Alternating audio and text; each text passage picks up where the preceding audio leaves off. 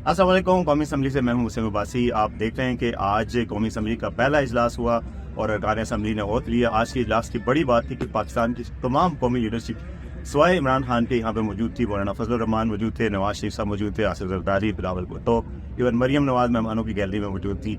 लेकिन PTI की नुमाइंदगी जो है वो बैरिस्टर गौहर ने की और सुन्नी तहरीक के जोसेफ इब्राहिम उन्होंने की और बाकी जो पार्टी के मेम्बरान थे बड़ी तादाद में मौजूद थे। अपनी पार्टी का परचम लपेटा हुआ भी था एक किस्म का, वो जो मफलर था पार्टी के परचम का, और बड़ा नॉइज़ हुआ, बड़ा शोर व गुल पे मबनी एक सेशन था। लेकिन इसमें यह कि जमहूरियत की खूबसूरती नज़र आती है कि आपकी आवाज़ों को जो है वो यहाँ पर एक आवाज़ मिल जाती है, आपको आपके डिसेंट को भी आवाज़ मिलती है। यहाँ पर ये नहीं होता कि आप अपनी नुमाइंदगी ना कर सकें और आपकी आवाज़ दबी रहे। तो ये काफ़ी एक अच्छा माहौल था। मेहमानों की गैलरी में, जो ऊपर वाली गैलरी है वहाँ तो आज कार्ड मनसूख कर दिए गए थे, वहाँ पर ज़्यादा रश नहीं था। लेकिन जो नीचे की गैलरी है उसमें काफ़ी मेहमान थे और उसमें काफ़ी VIPs भी थे। पंजाब की चीफ मिनिस्टर मरियम नवाज भी थी।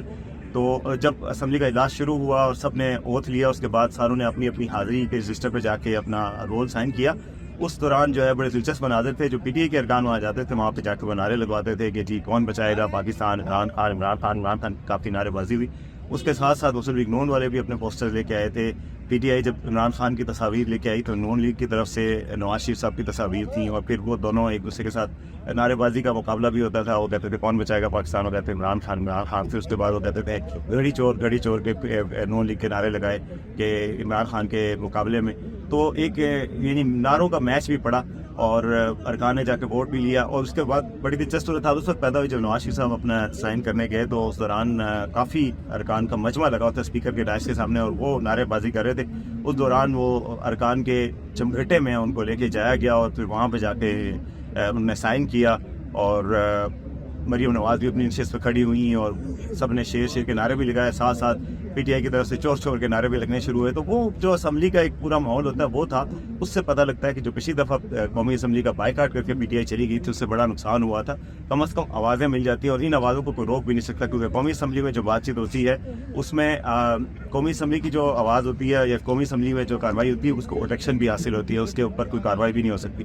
तो यहाँ पर ये मेरा ख्याल है ये अच्छा आगाज़ किया है और PTI की तरफ से जो कि सुन्नी इदार में शामिल हो चुकी है उसकी तरफ से जो आज शमूलियत की गई है उससे एक लेजिटिमेसी भी पार्लियामेंट को दी गई है। और हालांकि रिजर्व सीट्स का फैसला भी नहीं हुआ लेकिन उसके बावजूद PTI इसमें शामिल हुई है और वो आके बताना शुरू हो गए हैं कि जी वो एक इसका हिस्सा है। तो ये एक बड़ी एक बात थी कि इस पार्लियामेंट में सब शरीक हुए हैं। मौलाना फजल रहमान थे, मौलाना फजल रहमान साहब के पास आज बिलावल भुट्टो भी गए हैं और महमूद अशरफ के पास भी गए, बिलावल भुट्टो गए, याद सादक गए, पूरा वफद गया जो PDM की पार्टीज़ हैं उनका वफद मौलाना फजल रहमान साहब को मनाने के जी आप ट्रेजरी बेंचेस पे बैठे जो कि हुकूमती अरकान के बेंचेस होते हैं, मगर वो नहीं आए। तो हम ये एक रवायत डाली गई। फिर उससे नवाज शरीफ साहब जो है हुकूमती बेंचों पे बैठे थे और हुकूमती बेंचों के साथ साथ आज ये देखा जा रहा था कि अपोजिशन बेंचों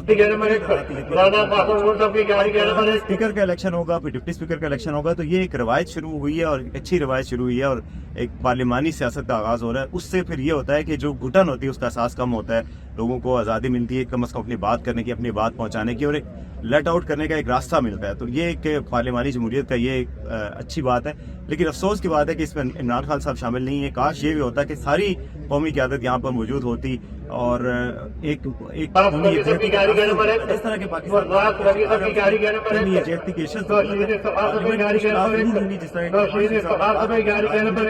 मगर अब यह है कि मुश्किलात को मिलजुल कर निकालने का रास्ता निकलेगा। आप देखते हैं कि जब अगले इलेक्शन होते हैं और वज़ीर आज़म का इलेक्शन होगा, स्पीकर का इलेक्शन होगा, उसके बाद